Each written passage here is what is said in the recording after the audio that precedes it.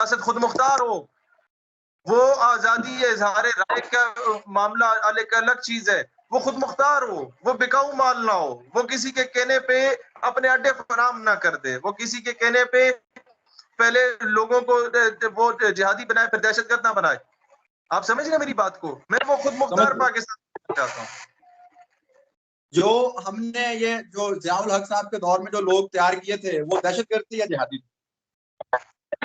Sir यही तो आज हम इसी तो चीज में टेंशन में है कि आपने उन्हें जिहादी बनाया अमेरिका के कहने पे, फिर अमेरिका फिर आपने रूस को तोड़ा, फिर अमेरिका को अभी वो हजम नहीं हो रहे तो अब वो दहशतगर्द हो गए।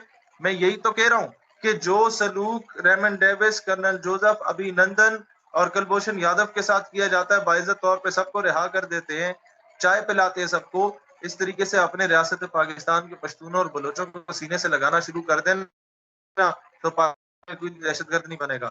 अपने बच्चों को ऑन करें, अपनी गलतियों को ऑन करें, उन अपने लोगों को आपस में ना लड़वाएं। ये चीजें शायद मेरी जगह कोई और सियासतदान के ये नशर हो तो आई डोंट नो मेरे साथ क्या होगा, लेकिन मैं मजीद बम धमाके, अच्छा मजीद मुझे बताइएगा फिर ये जो मिसिंग पर्सन वाला मामला है, जो मिसिंग पर्सन है और साथ में दूसरे बच्चे जो नाराज बच्चे जिनको आप कह रहे हैं जो दहशतगर्द हैं, एपीएस वाला ग्रुप है, इन दोनों को आप सेम समझ रहे हैं? They are same people. अब सिर्फ सवाल रिपीट करना पड़ेगा क्योंकि बीच में सिग्नल डिस्टॉर्ट हो रहे हैं। जी जी, मैं ये कह रहा था कि आपने कहा कि पश्तून है नाराज है, बलोच और पश्तून नाराज, एक तो आप कह रहे हैं एक तो एपीएस वाले हैं ना हमारे तालिबान, और वो एक मिसिंग पर्सन का एक पूरी तहरीक चल रही है, एक वो नाराज बलोच और पश्तून है। आप क्या समझते हैं कि ये दोनों सेम है या अलग अलग है? और अलग अलग है तो किन को मनाना चाहिए या दोनों को मनवाना चाहिए? मैं समझता हूँ हर चीज का हल मुज़ाकरात है। जो बंदे डायरेक्टली इंडिया से, यूएस से, किसी थर्ड पार्टी से चीजें ले रहे हैं, आप उनको पकड़ें। मेरा तो मानना ये है कि दहशतगर्द को ना मारो, दहशतगर्द को ना मारो, दहशतगर्द की माँ को मारो जिसकी कोख से दहशतगर्दी जन्म लेती है, जो उसके स्पॉन्सर्स बैठे हुए हैं बाहर, हम उनके साथ तो हाथ मिला लेते हैं। हाँ, हम जानते हैं कि जनाब का पठा गोरा आया है टाई लगा के, ये वही उल्लू का पठा है जो इन दहशतगर्दों को पनाह दे रहा है, हम उसके आगे सजदा रेज हो जाएंगे, लेकिन उसके जो पालतू बच्चे हैं उनको हम मारेंगे। भाई आप अगर रोजगार देते हैं सबको, कोई दहशतगर्द पैदा होगा? आधे दहशतगर्द तो हमारे रवैयों से पैदा हुए हैं। हम जहां पर आप बोलना होता है तुम बोलते हैं, तुम की जगह आप बोलना सीख जाओ ना। औरत और बच्चों को रिस्पेक्ट देना शुरू कर दो, लोगों से इज्जत से बात करना शुरू कर दो, दहशतगर्द पैदा नहीं होगा। लोगों को रोजगार नहीं होगा, उससे इंडिया 10 रुपए देगा वो वहां चला जाएगा, अमेरिका 15 देगा वहां पर चला जाएगा। आपने ये देखना है कि क्यों क्यों ऐसा सब कुछ हो रहा है।